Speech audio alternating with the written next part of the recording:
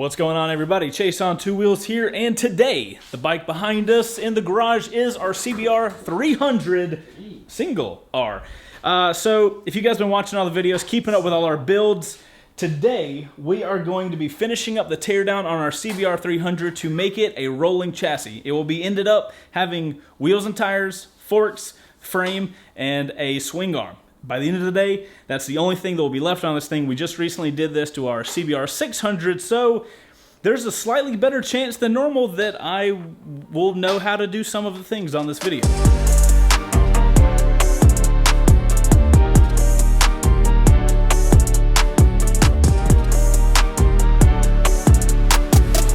You or somebody you know suffered from mesothelioma? All right, so that's not, hopefully, I hope that camera doesn't fall. So, if you enjoy this episode and you enjoy the stuff we do here, consider jumping over to our Patreon page, patreon.com/Chaseontwowheels. Over there, you get longer episodes and you get a chance to win both the 300 and the 600 and our 1000 build. There are 3 times as much of a chance as we have ever had over on Patreon and our Wreck Bike Rebuild Garage community. That was terrifying. So, if you guys want to support the stuff we do here and win the motorcycles, you can do that for as little as $5 a month. Thank you for everybody that goes over to Patreon and supports the show and allows us to make these little YouTube videos for you guys over here on YouTube. So, that's all we're going to say. That's how we make the show. Thank you guys for supporting. Let's get into it. It sounded like you said motorcycle, which I submit should be the new name of jet skis. Motorcycles? Motorcycles? Motorcycles. We can all look forward to the random fact of the day that Bo brings up. Last episode was stomatopods? Stomatopods. Anyway, let's get into today's video. Alrighty, guys. So, step one. I guess I should weave over here so you can see the bike. Step one, Brian has always taught me to start from the rear of the motorcycle and move up. And if we're taking everything off, this is what we got to start with. So we've got fairings, we got this plastic little holder thing, and we got the tail light. So what? Plastic little holder thing. What do you call the plastic That's a package tray. package tray? It's what's underneath your seats where you put any of your stuff. That's where it is. It's underneath your package. Boop, you open your seat and that's where everything So goes. package tray is the term for that. There's a little strappy thing to hold everything down. There you go. There's For a that million area. different things you can call it besides plastic thingy. We're going to remove the fairings. Looks pretty simple. We'll find out how simple it is. We're going to remove the grab handles for the passenger and the package tray. From there, we should be able to see more of like how to get the tail light off. I will go ahead. Take parts off already. I removed the battery. I did it. Okay, so that's where we're going to start, and we'll see where we go from there.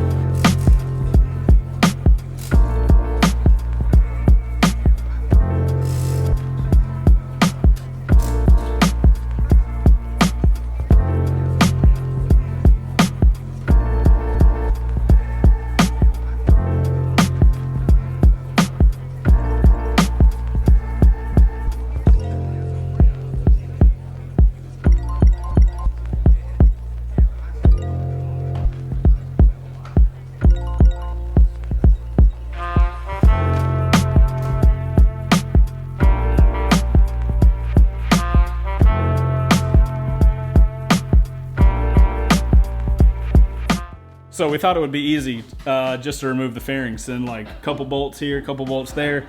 Turns out tail light does not want to come off like that. So we had to lift the bike up. We got some push rivets here at the bottom. We're gonna try to get those out so we can get the rest of the tail section removed. So hopefully that works.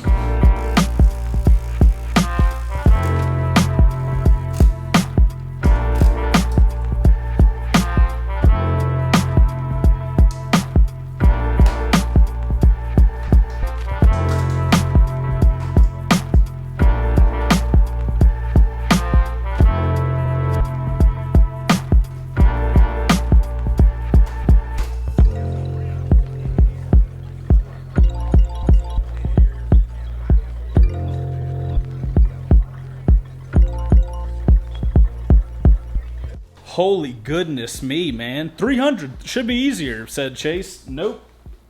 So we tried one way, and there was like bolts. Hold on. Can you hold this for a second, Brian? Thank you. So bolt here, bolt here, bolt here. Then those were going through little washer things. All right, we're gonna rotate, rotate, hold it there. Then there's these little hidden boys. All of that added together made for a giant pain in the ass, but we finally got the tail light removed with the side fairings, as you guys can see, so we can finally move on. That was a 10, should have been a 2. Tail section with fairings and light, done. All right, let's keep this going.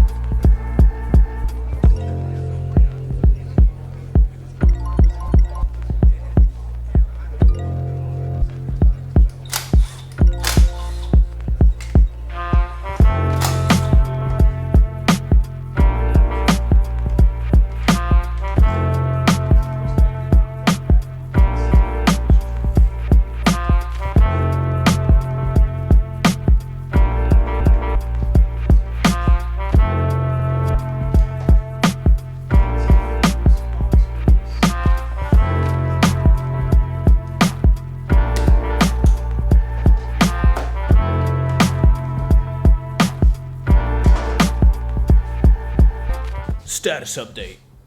No tray. I like it with no tray. I like having this kind of airy. The only bad part about that is everything underneath gets disgustingly filthy. Yeah. So guys, we got the tray out. There's a lot of little pieces connected, little wires and stuff like that running all over the place. So had to get all those disconnected, but it's now out. Here was all of the little electrical that was attached to it, so that was a little tedious, but we got that out.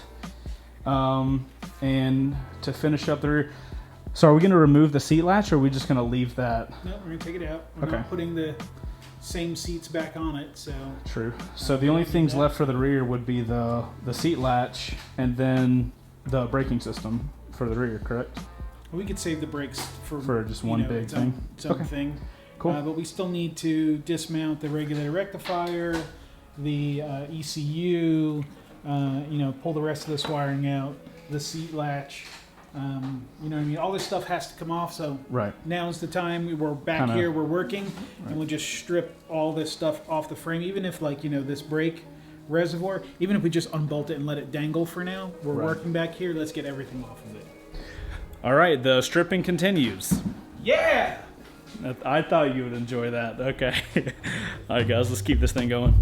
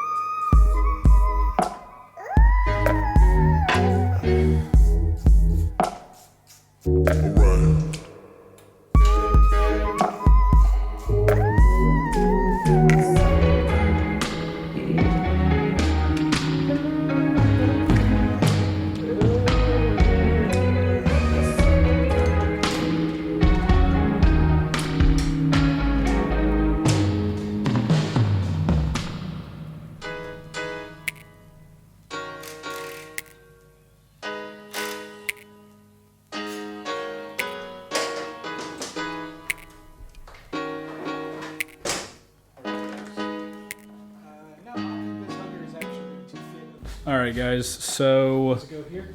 Getting all the wires, we're working our way up. We're gonna leave the braking systems and we're just gonna do those towards the end. But we've gotten everything. We got the coolant reservoir.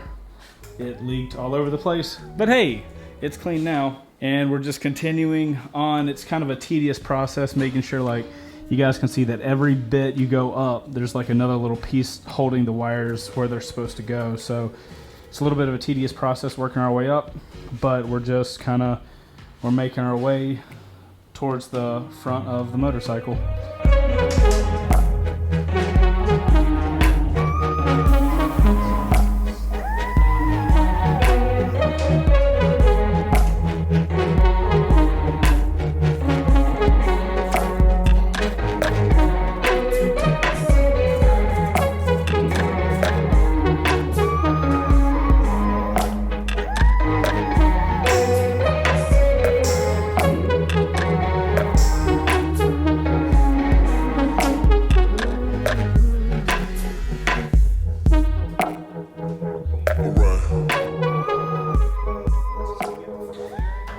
Alrighty guys, so check out our parts table.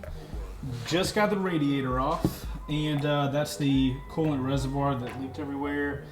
And I think that's the only real update was the radiator. So we kind of took a break from removing all the electrical because a lot of it is housed up here. So we kind of jumped to the front so we can kind of get the head off.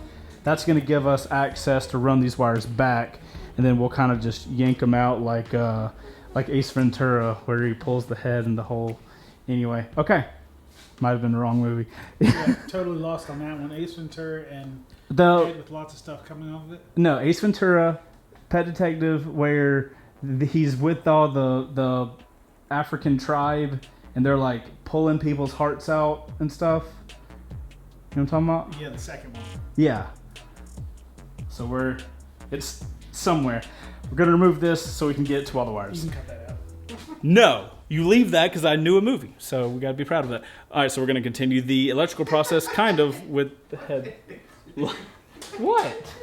It's like, no. Put the camera down. Let's get back to work. Our whole job is the camera, Brian. Jesus. Maybe your whole job is the camera.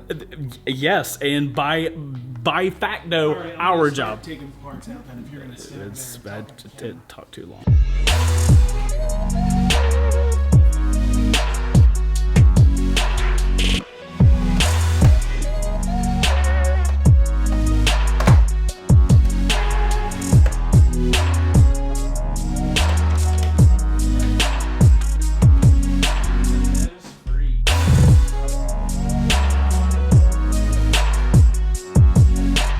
All right, guys, moving right along. Headlight removed.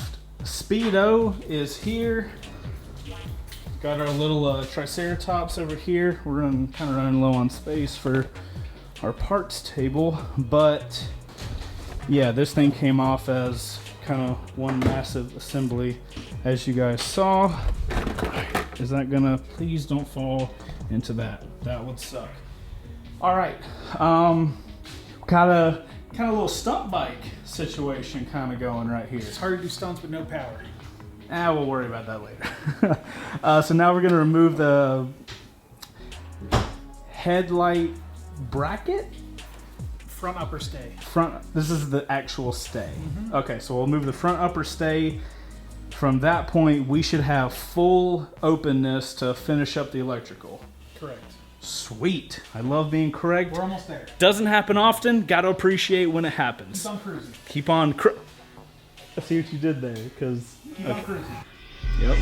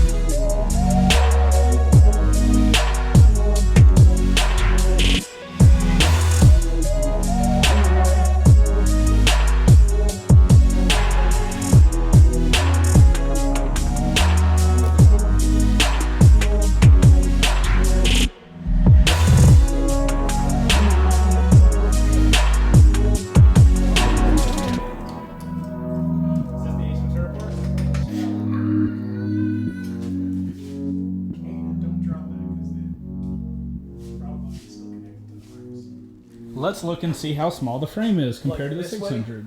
Yeah, it's all squat. So much smaller, yeah. Holy crap, Almost dude! looks- It's literally that big across. It almost looks like a dirt bike. You're naked like this. So guys, we just got. Check this out. You gotta be careful with it because we do have a lot of important things hooked up to it. Entire wiring harness has now been removed. Got all types of tiddly bits on it. As you guys see, we've got all the head stuff removed. It allowed us to thread it through there.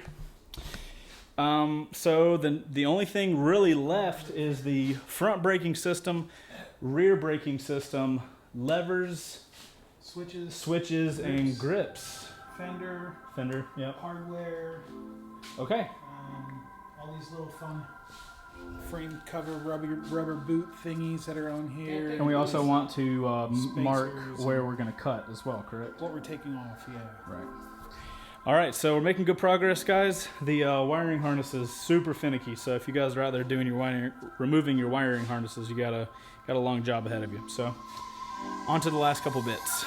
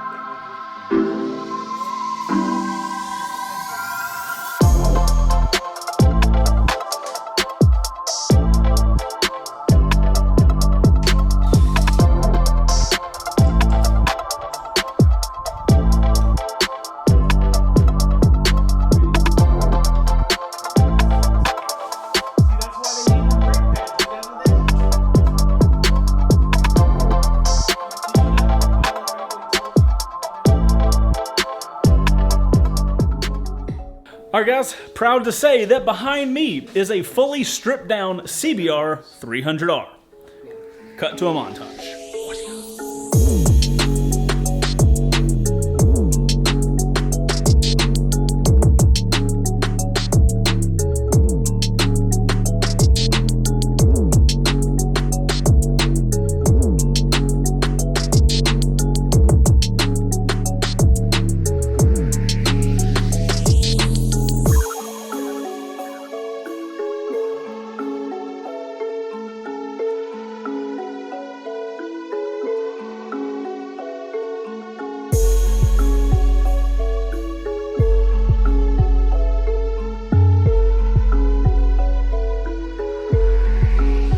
Alright guys, so now that we're done, let's go assess this parts table because it's getting a little big. Headlight. We've got the rear brake. We've got the front brake. We've got the throttle. The radiator. Coolant reservoir. The plastic bin under the seat. The tail light. The fairings. Or some of the fairings. We didn't have them all on there because they're all sitting over there. The speedo. The wiring harness. So much stuff came off in this episode. But as you guys can see, if we look at this CBR 300, there is not much left on there. It is...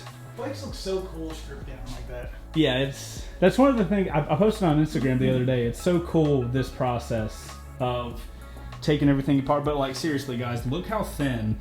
Like that's a grown man hand, and it's only like an inch or two on the sides. Like if we go from the rear, like look how thin the bike is. That is absolutely insane. One cylinder. Yeah, Yeah, fair the frame enough. is usually as wide as the engine is. So the wider the engine, the wider the frame. And the narrower the engine, the more narrow the frame. The engine was super tiny on this bike. Wider getting away from inline four cylinder. So guys, that's the CBR 300 stripped down, and our next steps on this thing would be to disassemble the roller because we're going to be getting the frame powder coated. But since we're doing a kind of modified frame, we're going to be chopping some stuff off. That also means that the next step, we're going to need some of the parts for this motorcycle because we know we're going to cut the tail, but do we cut it here? Do we cut it here? We don't know where we're gonna need mounting points. We're gonna have to do a big order for all the stuff on here. Luckily, a lot of the stuff is gonna come from Revzilla, which is where I love getting parts if possible. So hopefully the shipping will be pretty fast. So if you guys don't see the 300 for a minute, don't worry. We got 3 CBRs that we're working on this season over on Wreck Bike Rebuild Garage. Top link down below. You guys can go support us over there if you want to. But if you're just here on YouTube, make sure to hit that like button. It is a massive help to us. And subscribe if you like motorcycle builds because we got 3 of them going on right now. Brian, you want to say anything left to the people? Bye. That'll work. Bo, give us the one very quick fact of the day. Put him on the spot. Yeah, you His put me on the brain spot. broken. Yeah, look, Brain dude, broken? we're all running on empty. No, Today. the people need some random fact to prove why you're here. You have to have random facts. So that's the only reason that I'm here. It isn't the fact that I set all of this up. No, Nobody sees any of it's the that random stuff. facts. Yeah, in the 1970s, the scientists decided that dogs had an alpha or dominant by observing wolves. The problem was they observed those wolves in captivity in non-familiar units. Those same scientists later went back and said, oh, there's no such thing as like challenging the alpha dog. When a family grows up and the pup gets old enough, they just leave and start their own pack. A pack of dogs isn't a bunch of dogs. It's literally mama, papa, and the babies. Okay, so Those we're are- trying to give you guys some random info shit. So, yeah. Outro crew, let us know if you knew about alpha dogs, and we'll see you on the next one. Bye.